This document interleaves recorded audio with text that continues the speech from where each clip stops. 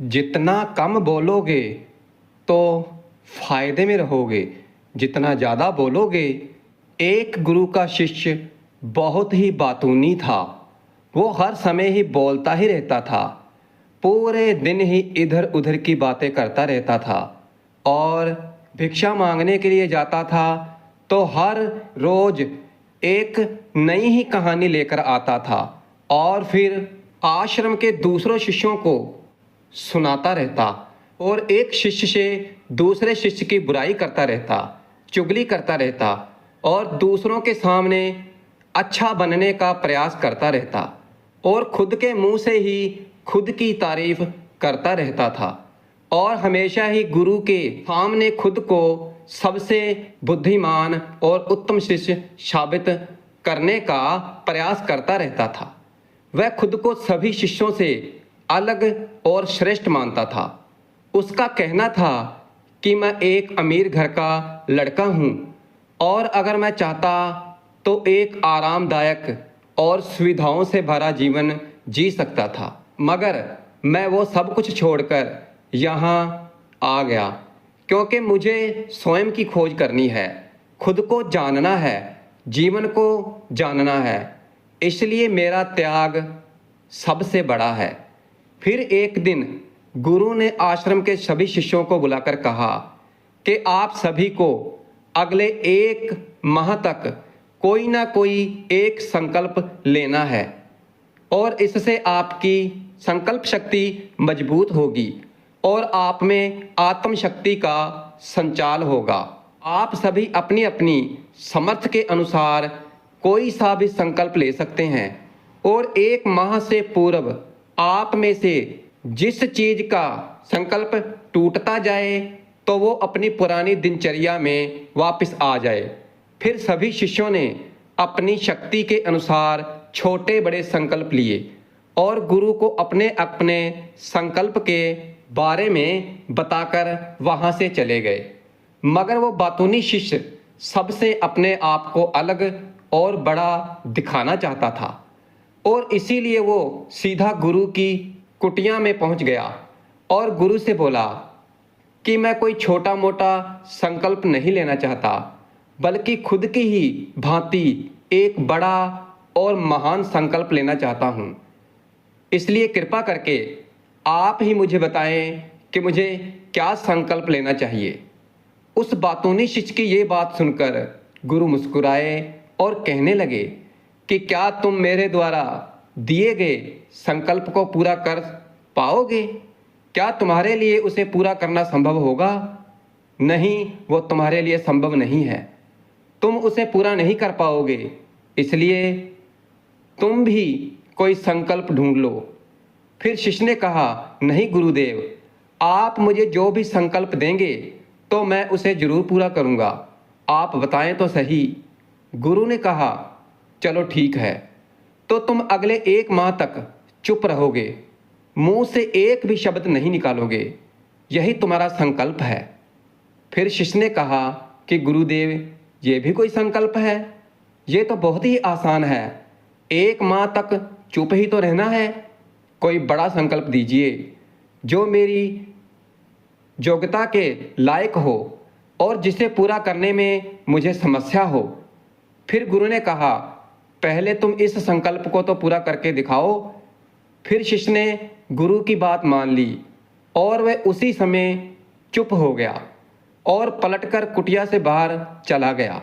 उसे चुप रहना बहुत आसान लग रहा था। उसने एक दिन को तो जैसे तैसे चुप रहकर काट लिया, मगर दूसरे दिन से उसके मन में ना बोलने का बोझ बढ़ने लगा।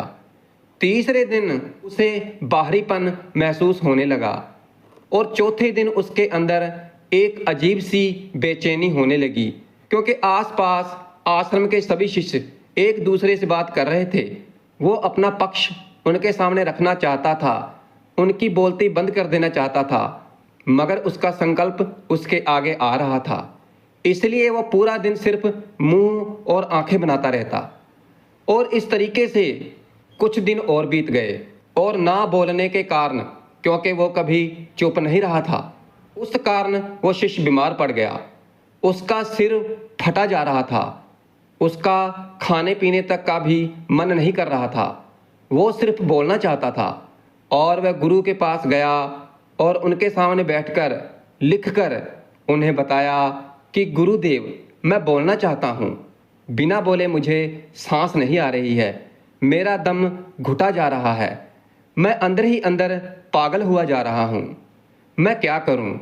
संकल्प तोड़ दूँ क्या? ये पढ़कर गुरु मुस्कुराए और कहने लगे कि संकल्प तो तोड़ने के लिए ही होते हैं, लेकिन जो अपने संकल्प को पूरा कर लेते हैं तो वही अपनी आंतरिक शक्ति को बढ़ा पाते हैं। और जो अपनी आंतरिक शक्ति को बढ़ा लेते हैं, समझ और जागृति की तरफ आगे बढ़ जाते हैं। संकल्प का लेना भी तुम्हारे ही हाथ में था और इसे तोड़ना भी तुम्हारे ही हाथ में है। तुम्हारे बहुत से गुरु भाई अपने संकल्पों को तोड़कर अपनी पुरानी दिनचर्या पर वापस आ गए हैं, और अगर तुमसे नहीं हो पा रहा तो तुम भी संकल्प तोड़कर अपनी पुरानी दिनचर्या पर वापस जा सकते हो। लेकिन याद रखना कि अगर आज तुम छोटे से संकल्प को नहीं संभाल पा रहे तो तुम बाकी की अपनी पूरी जिंदगी कैसे संभालोगे? और बाकी फैसला पूरी तरह से तुम्हारे हाथ में है। फिर गुरु की ये बात शिष्य के दिल में चोट कर गई और वह बिना कुछ बोले ही वहां से वापस चला गया और खुद को अपनी कुटिया में बंद कर लिया। वह केवल अपने जरूरी कामों के लिए ही कुटिया से बाहर निकलता, बाकी सारा समय कुटिया के अंदर ही बैठा रहता। 15 दिन हो चुके थे और आश्रम के सभी शिष्यों का संकल्प अब तक टूट चुके थे, मगर उस बातूनी शिष्य का संकल्प अभी भी जारी था। संकल्प लेने के बाद से अब तक उसने एक शब्द भी नहीं बोला था, और ये देखकर सारा आश्रम हैरान था कि इतना बोलने वाला इंसान चुप कैसे हो गया।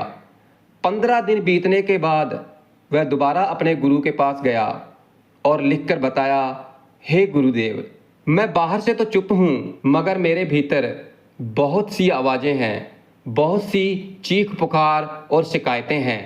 मैं अंदर ही अंदर बात करता रहता हूँ। मेरा मन तरह तरह के प्रश्न पूछता रहता है।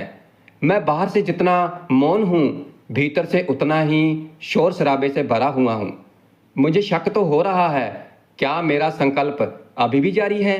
गुरु ने कहा, हाँ, तुम्हारा संकल्प अभी भी जारी है, लेकिन जब तक लोगों की ये आवाज़ें तुम्हारे कानों में पड़ती रहेंगी, तुम्हारा मन बोलता ही रहेगा, क्योंकि इसे तो आदत है बोलने की।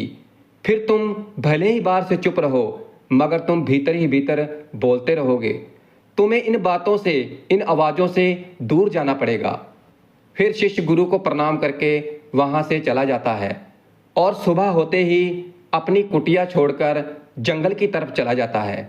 कई दिन बीत जाते हैं, संकल्प का समय भी पूरा हो जाता है, मगर वो शिष्य लौटकर नहीं आता।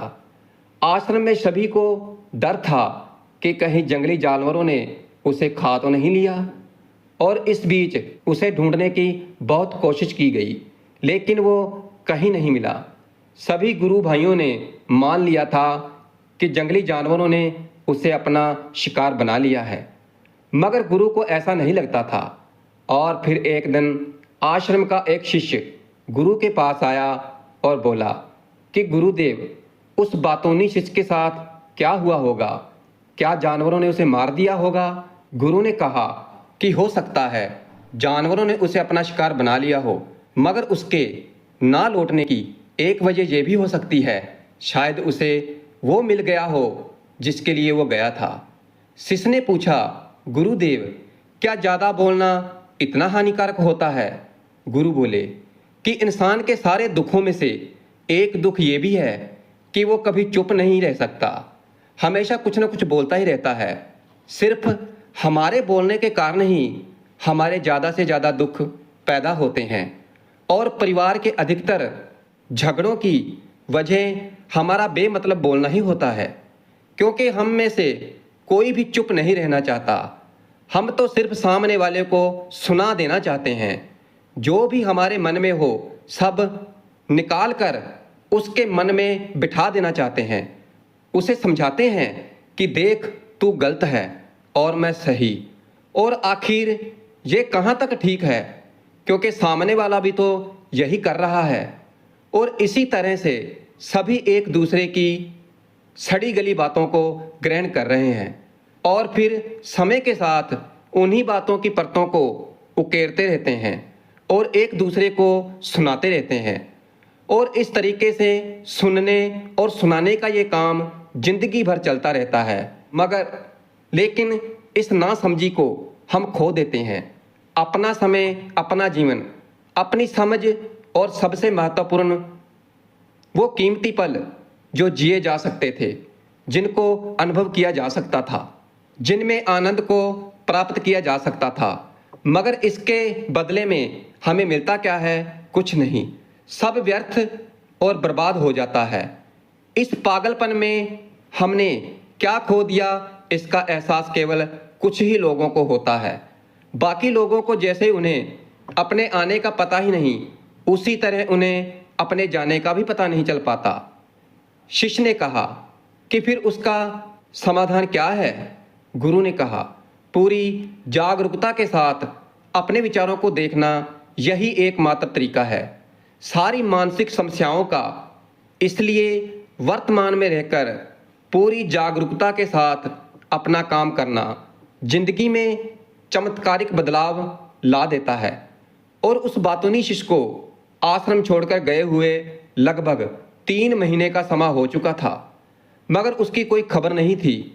और अब तक तो सभी गुरु भाइयों ने उसके लौटने की उम्मीद ही छोड़ दी थी। मगर एक दिन वो आश्रम लौट आता है। फिर उसके लौट आने से सभी आश्रम के शिष्यों की खुशी का ठिकाना ना रहा। मगर अब वो नहीं था। 3 महीने पहले जहाँ से गया था वो कुछ और ही बनकर वापस आया था। उसके अंदर एक गजब का बदलाव महसूस किया जा सकता था। उसके चेहरे पर एक गजब का ठहराव और आंखों में बड़ी शांति थी। आश्रम में आते ही सभी गुरु भाइयों ने उसे चारों तरफ से घेर लिया और बातें करने लग गए। और वह भी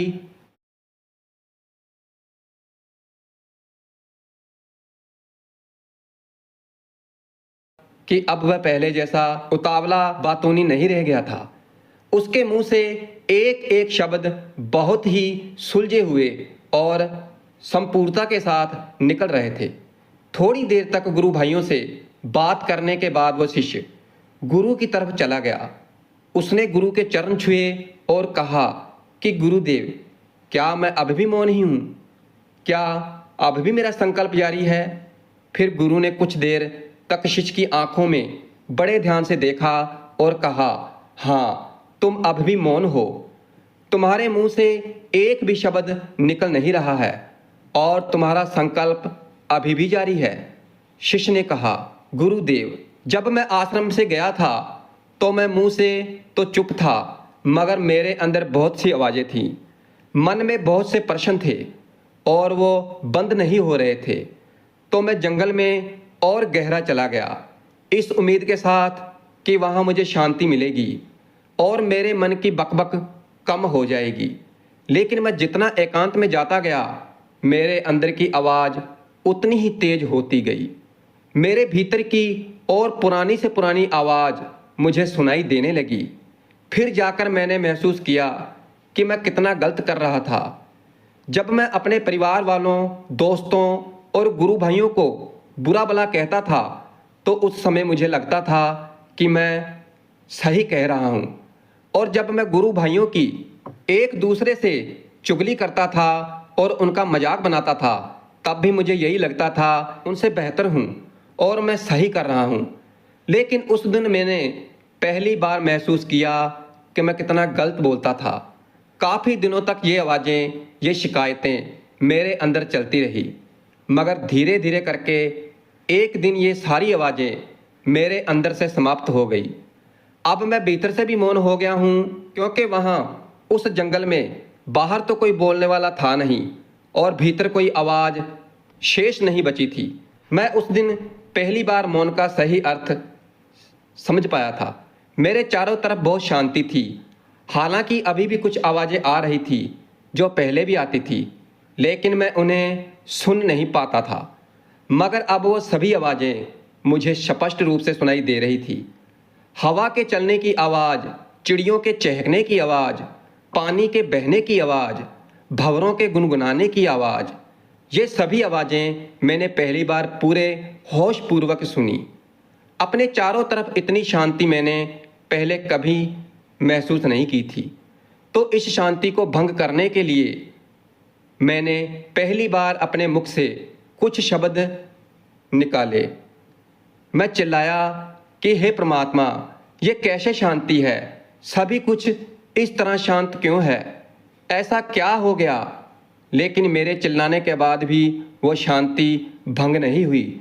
सब कुछ पहले के जितना ही शांत था, बाहर भी और भीतर भी।